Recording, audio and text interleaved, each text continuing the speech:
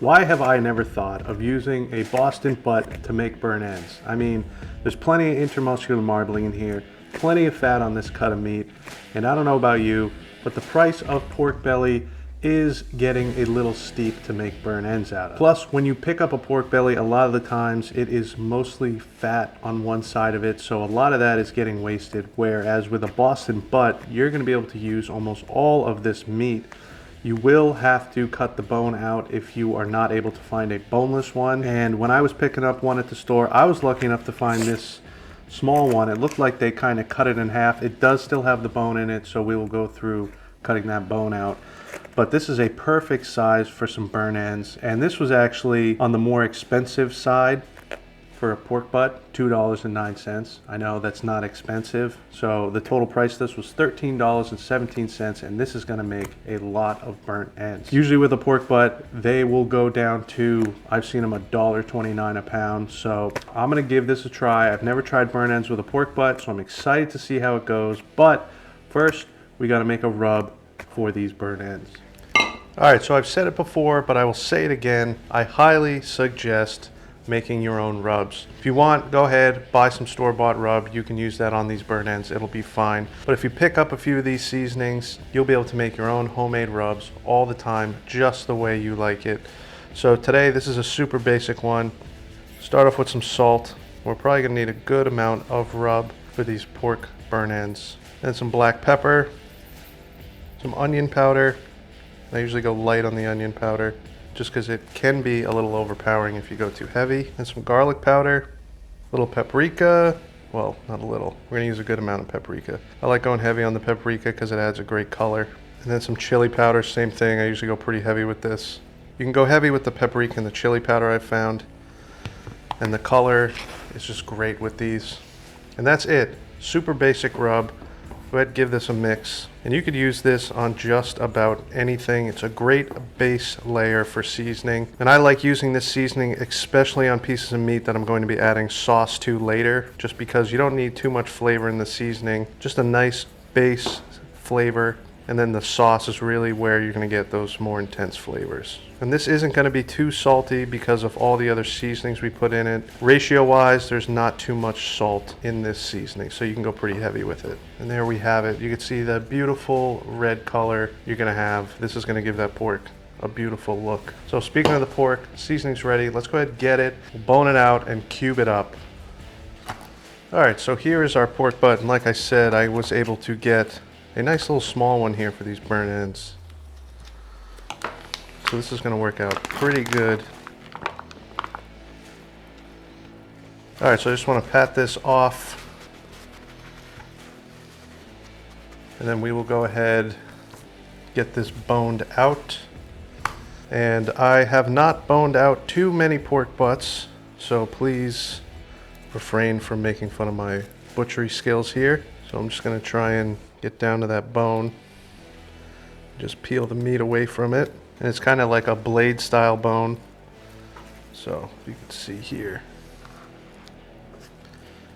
this is the bone, and I'm just kind of working the top of that bone and pulling this meat away from it. So I'm gonna go ahead and cut this off. Might be a burn end right there, I think. Now this is right where the end of the bone is. So I'm gonna go ahead and cut this chunk off right here. So this is all boneless pork butt. And then I got the bone here. Again, I'm just gonna find that edge, work under it. Now we'll flip it over, try and work the meat off the other side. All right, so a little bit of meat in there, not a big deal. Some of these aren't going to be good for burnt ends. But the good thing about this is, and even if you get a larger pork butt, you could just cut off that piece that doesn't have the bone. Just cut that half off, use that for burnt ends, and then debone the rest and just save that for your sausage. That's why this is a great idea as well, if you make sausage. You could also save this, and I like to save a lot of my rib bones that I trim. Throw this in a pot, you can make some pork stock, but like something like this, I'm probably not gonna use for burn ends. I think that'll be a nice little burn end. Let's go ahead and cut this up into cubes, and this is what they call the money mussel. This is probably going to be the better cuts for the burn ends. I wanna make these pretty big.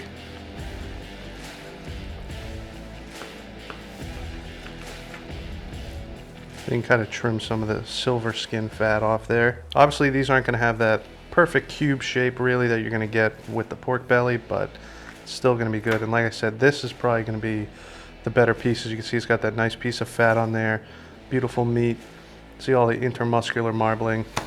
So I'm going to go ahead, cube these up. And like I said, I want them pretty big.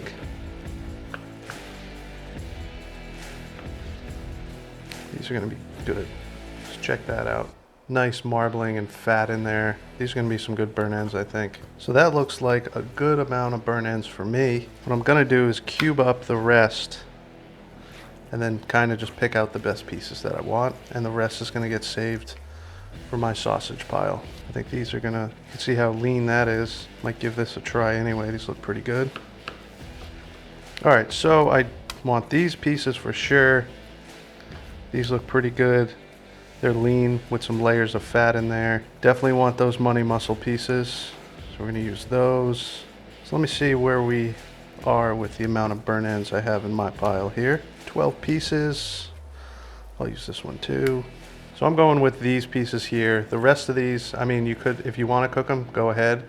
I'm not trying to make too much, so something like this, I'm just gonna save for my sausage. If you don't make sausage, just go ahead, cook them all up, obviously.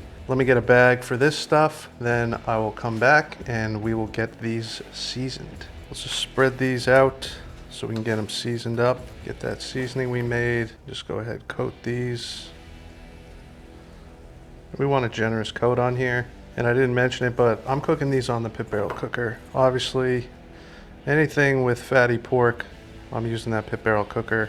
Just the direct heat is perfect for this kind of thing. Talked about it plenty of times. You get that fat drips down into the coals and it's just a fantastic flavor. All right, now I just kind of want to mix these up. Get them all well coated. I already got the pit barrel fired up. Let's go ahead, get these outside and we are going to get them cooking. All right, so as usual, lump charcoal.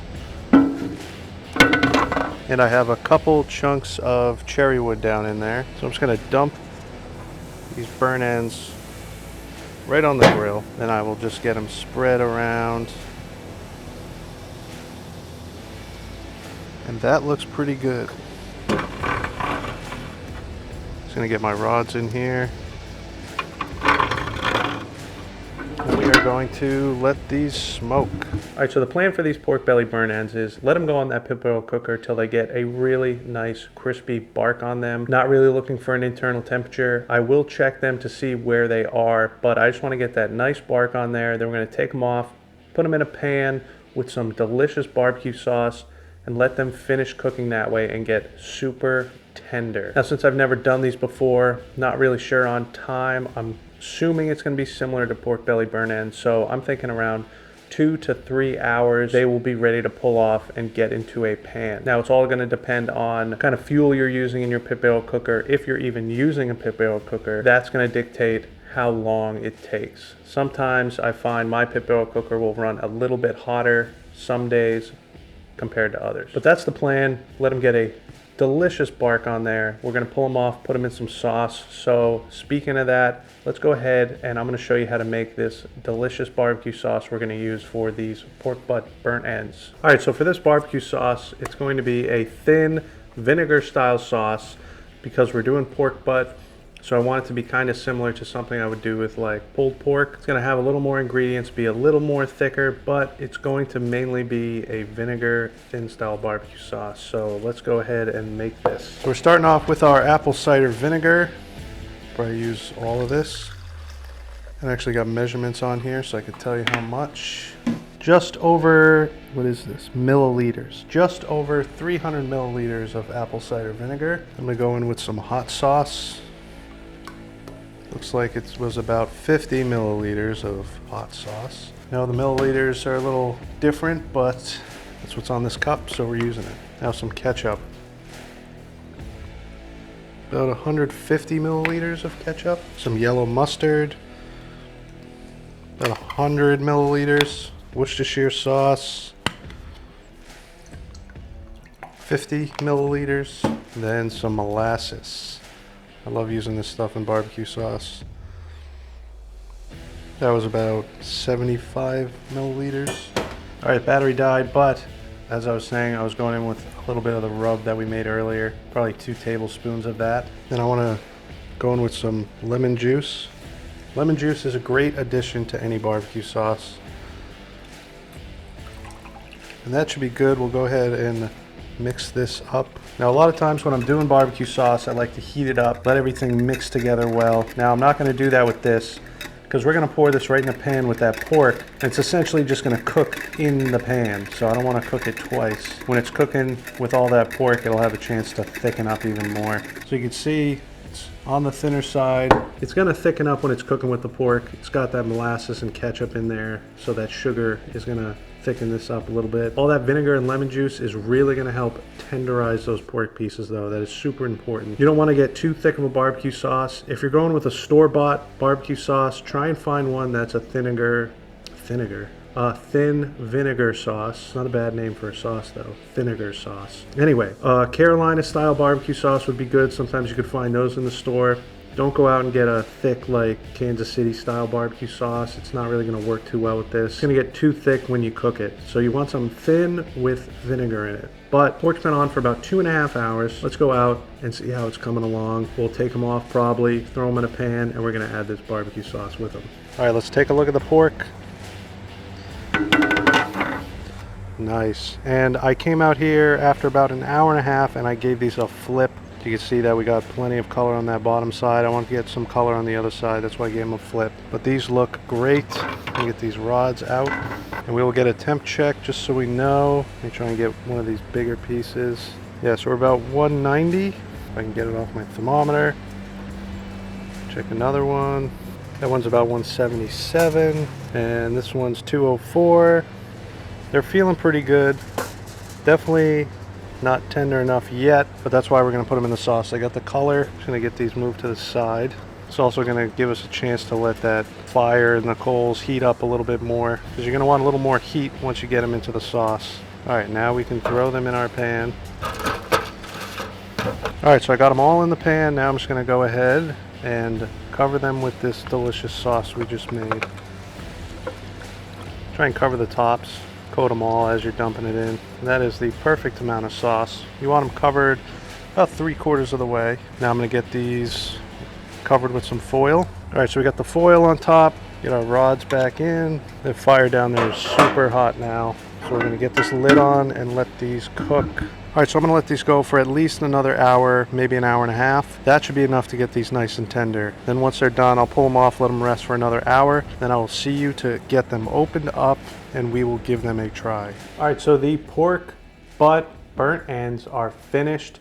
They were on the smoker for another 2 hours in the pan with the sauce. It took that long to get to the tenderness that I was really looking for in these pork butt burnt ends. The temperatures varied between 200 and 208 degrees, but it was really about probing them and feeling how tender they are. And they smell fantastic, and I can see and feel that they are super tender. So without further ado, let's dig on into these things and see how they came out and see if it's worth it to be doing pork butt burnt ends compared to a pork belly burnt end. All right, so let's grab one of these and I'll show you.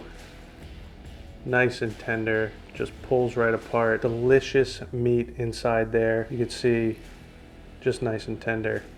Let me give this a try. This is very good.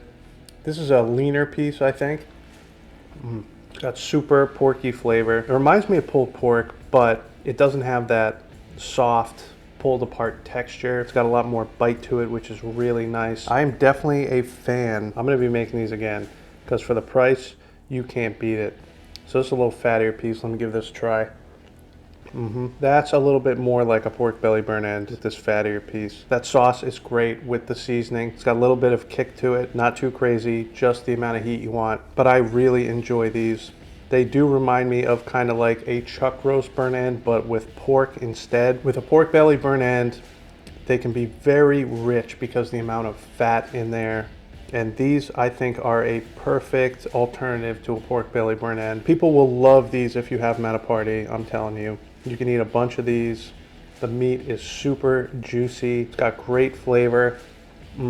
I think the key to making these taste so good is that charring that you get from a direct heat cook. Just reminds you of good old-fashioned barbecue. Pork butt burnt ends, this is a winner for sure. The next time I want to make a bunch of burnt ends for people, I'm going to pick myself up a nice pork butt and do these for sure. But I hope you guys enjoyed this video. I'm going to leave a link to everything I like to use in my videos down below. So if you're interested in anything, you can go check that out. Now, if you're new to the channel, make sure to subscribe right over here. Since it's a burnt end video, I will leave some burnt end videos I've made right over here. Be sure to check those out. But most importantly, guys, get out there and smoke something good.